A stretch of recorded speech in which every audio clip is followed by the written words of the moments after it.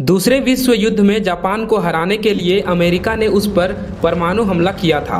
उसने जापान के हिरोशिमा और नागासाकी शहरों पर परमाणु बम गिराए थे।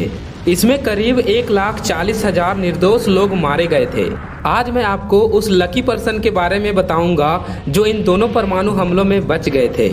उस भाग्यशाली इंसान का नाम है त्सुतोमु यामागुची, जो जापान में 3 दिनों के अंदर हुए दोनों परमाणु हमलों में बच गए थे। इसे आप किस्मत का खेल भी कह सकते हैं, क्योंकि जिस तरह वो इन परमाणु हमलों से बचे वो एक संयोग ही था जिस पर शायद आप यकीन न करें। वर्ष 1945 में त्सुतोमु यामागुची 29 साल के थे और वो एक बिजनेस ट्रिप पर हिरोशिमा गए थे। जापान की नौसेना में काम कर चुके यामागुची तब मित्सुबिशी हेवी इंडस्ट्रीज के लिए काम करते थे। वो यहाँ पर अपने कुछ दोस्तों के साथ एक तेल के टैंकर का डिजाइन तैयार करने आए थे। वो अपना काम पूरा करके हिरोशिमा शहर से वापस जाने की तैयारी कर रहे थे। तभी 6 अगस्त को सुबह 8 बजे अमेरिका ने वहाँ लिटिल बॉय नाम के परमाणु बम को गिरा दिया। जहाँ ये बम गिरा वहाँ से करीब 3 किलोमीटर की दूरी पर यामागुची रुके हुए थे। धमाका इतना जोर का था कि उनके कान के पर्दे हिल गए। आसमान पर देखने से ऐसा लग रहा था जैसे किसी ने ज्वलनशील गैस के गुब्बारे में आग लगा दी हो। चारों ओर राख ही राख और भीषण गर्मी थी। ब्रिटिश न्यूज़पेपर टाइम्स से बात करते हुए उन्होंने कहा कि घटनाएं तेजी से बदल रही थी और इस बीच उन्हें लगा कि वह बेहोश हो गए हैं और आसमान में उड़ रहे हैं। जब वे बेहोशी से जगे तो उन्हें लगा कि वह मर चुके हैं। उनके चारों तरफ अंधेरा था, बिल्कुल वैसे ही जैसे सिनेमा हॉल में किसी फिल्म की शुरुआत से पहले होता है।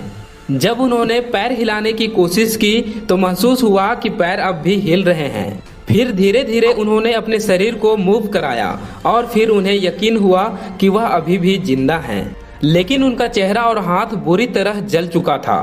किसी तरह वो अपनी जान बचाकर एक शेल्टर तक पहुँचे और इसी शेल्टर में उन्होंने रात बिताई। अगली सुबह यानी 7 अगस्त 1945 को वे ट्रेन पकड़ने के लिए निकले।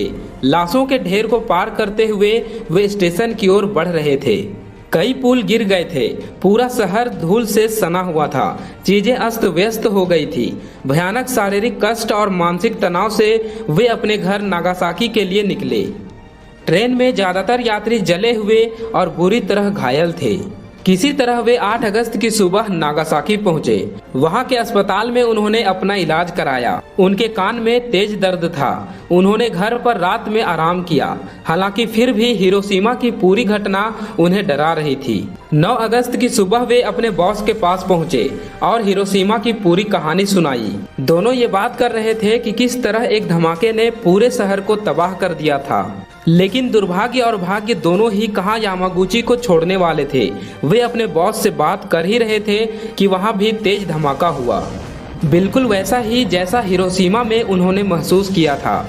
जिस तरह की लाइट की चमक उन्हें हिरोशिमा में दिखी थी, ठीक वैसी ही चमक उन्हें नागासाकी के उस ऑफिस से दिखाई दी। वे जमीन पर गिर गए। ऑफिस की दीवारें टूट गई। चारों तरफ टूटे हुए शीशे बिखरे पड़े थे।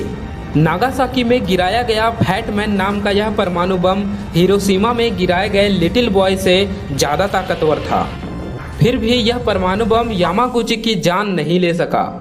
लेकिन पहले से घायल यामागुची की हाथ पर लगी पट्टियां जल गई थी। उनके घाव में तेजी से दर्द होने लगा था, क्योंकि वो 2 बार खतरनाक रेडिएशन के शिकार हो चुके थे। 3 दिन में 2 बार उन्हें एक ही तरह के दुर्भाग्य का सामना करना पड़ा था। हालांकि इसे हम इस तरह भी कह सकते हैं कि 3 दिन में 2 बार उन्हें भाग्य का सहारा मिला और उनकी जान बच गई। यामागुची किसी तरह अपनी पत्नी और बच्चों के पास पहुंचे। उनके घर का एक कोना गिर चुका था। वे डरते हुए घर में पहुंचे तो देखा कि उनकी पत्नी और बच्चों को थोड़ी बहुत ही चोट आई है और वे सुरक्षित हैं। रेडिएशन के कारण यामागुची बार बार उल्टियां कर रहे थे और उनके जख्मों में इन्फेक्शन भी हो गया था।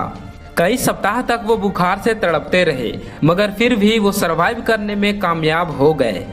15 अगस्त 1945 को जापान के राजा हिरोहितो ने अमेरिका के सामने सरेंडर कर दिया और युद्ध विराम की घोषणा कर दी। इसके कुछ दिनों बाद यामागुची पूरी तरह ठीक हो गए।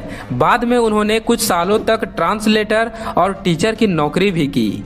फाइनली जब सब कुछ ठीक हो गया तो वे अपनी कंपनी में फिर से बतौर इंजीनियर काम करने लगे।